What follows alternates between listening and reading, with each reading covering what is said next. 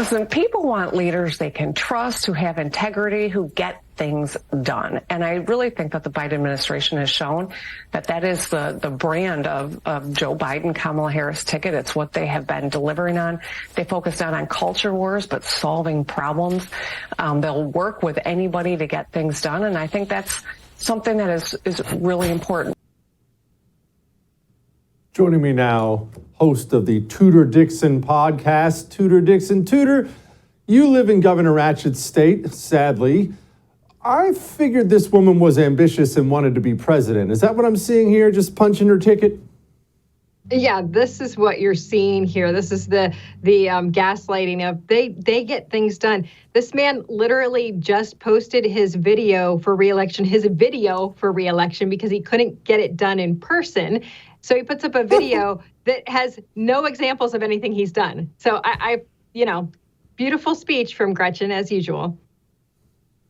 My favorite part of that video was how he half slurred in the produced video. I was like, it's not, it just kills me when he does that. Okay, let's focus on Ratchett for a second and Michigan. Climate-specific issues in your state that these people are trashing, correct? Yeah, absolutely. Yes. We welcome the CCP into Michigan. That's what Gretchen Whitmer does. She has a CCP organization coming into the state. They are giving them $715 million worth of taxpayer funds to get this company in here. And we've just found out that this company is going to be dipping into our water supply to about the 700,000 gallons a day, which is fine, because if you are working with a Democrat, then you can just say you're environmentalist, but then not have any type of environmental study. And that's what Gretchen Whitmer is doing. Okay, can you explain the reasoning behind that? Why would you allow any CCP-backed company into your state, whether you give them water or not? Absolutely. So this is what they said. No, this is not CCP. This is a Chinese company that has no connection to the CCP. Well, first of all, if you are a Chinese organization, you always have a connection to the CCP. But this company's not even hiding it. They decided on their American version of their website to put in English that they had to have a CCP operation on site to infiltrate the grassroots of the company. So think about that. Nobody caught that, or they didn't care about catching that when they translated this into English, because it is second nature. That is exactly their plan. They think that the Americans are so naive, and clearly the Democrats, or clearly Gretchen Whitmer, is naive enough or just doesn't care enough to say national security is important. So she says, just look past those bylaws that are in English saying we'll have a CCP operation in the middle of the state. Do we have a chance to get Michigan back, Tudor? I cringe when I ask the question, but do we? Yes, absolutely. But we have to actually work for it. And so I say that because I think Republicans across the country need a wake-up call on what it means to win elections. And it's not rallies, and it's not a popularity contest of who can get the most Twitter likes or who can get the most people at a rally. It is a behind-the-scenes business of winning elections. And that means using technology to target people, getting your message out. We talk about Democrats hiding in the basement. Notice they never come out and have something where they have commercials made about them. They have attacks from Republicans on them, because they get only the message they want out to the people that are going to elect them. And they talk to the young people. They get into their minds. They get into their brains through technology, through messaging. They know what they're doing on the ground. We are not playing the same game. We've got to get there.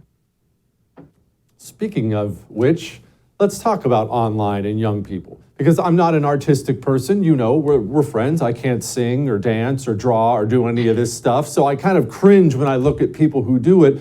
But you find these young dork communists on TikTok that are paid Democrat operatives, and the right mocks these guys when we should be mimicking these guys. We don't have to be quite as cringe as these guys are. We should be on these apps beaming our message into young people's faces, shouldn't we?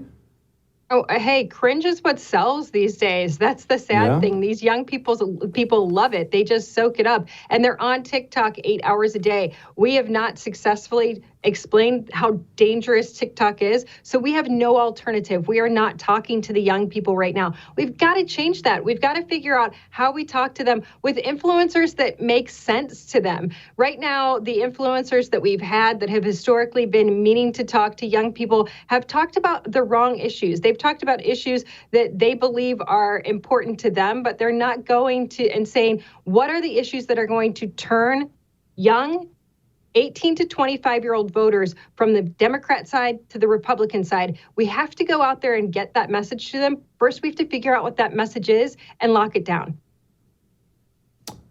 Now, that brings me to the hot topic in every election from now on, apparently, abortion. Here was Nancy Mace on CBS over the weekend.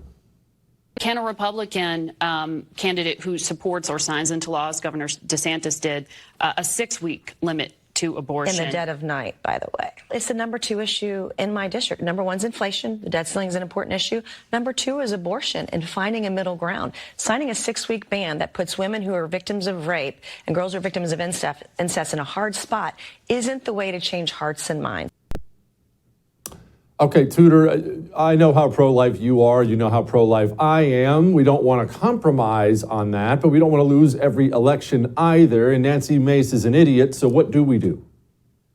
Well, we need to figure out what the message is on abortion. And obviously the message is not to go out and trash your party for having a stance that is to save life. But I think the mistake that people have made on the Republican side is, we worked for 50 years to overturn Roe v. Wade. We overturned Roe v. Wade. People believed we've won the war. But that really wasn't. It sent it back to the states. And so for all of the confusion that you heard in 22, where all these reporters said abortion's going to be banned now, actually it went back to the states and the states had to decide. But 50 years of culture shift on that is very hard to overcome. And that's why I say we won a battle, but not the war. And so the battle continues to say we were with Roe v. Wade at 24 to 26 weeks. What will people in your community vote for? What will people in your state vote for? Let's save as much life as we truly can, and then also try to impact culture in a different way. And I say that because it should be easy to adopt. It should be common to adopt kids. It should be something, foster care should be encouraged. We should be talking about child tax credits. We should make the family important. We shouldn't make it easier to get money from the government if you're a single mom and you have more kids than it is to not. You shouldn't get money to get rid of your child. You should get money because you have a child. You should be supported. We should make communities the place where we want to see families, but that's not what we're doing. We are still continuing in this locked-in absolutism war over it's either all or nothing. And right now, people will say, well, fight the war against the Democrats saying they want all. They've already got the culture behind them saying it's a right. And that's why when they come to a state like Michigan, and instead of having Roe v. Wade, they go to the extreme of having a total open, you can have abortion up to the moment of birth with no parental consent. They win that over the other side because they've adjusted and they've been impacting the culture, and we have not. We felt like it was a legal war, and we have not gone to the side of saying, instead of 24 to 26 weeks, let's get it back to something that is 12 weeks. And then maybe over time we can get it to a heartbeat bill. But these are battles that are not going to happen overnight. It took 50 years to get where we are. It's going to take a while to get back. When are you running for office again? Why this podcast thing? Did you just want to follow in my footsteps? That's probably it, isn't it? You are my idol. And so I have asked myself for years, how can I be more like Jesse Kelly? And that was the obvious next step.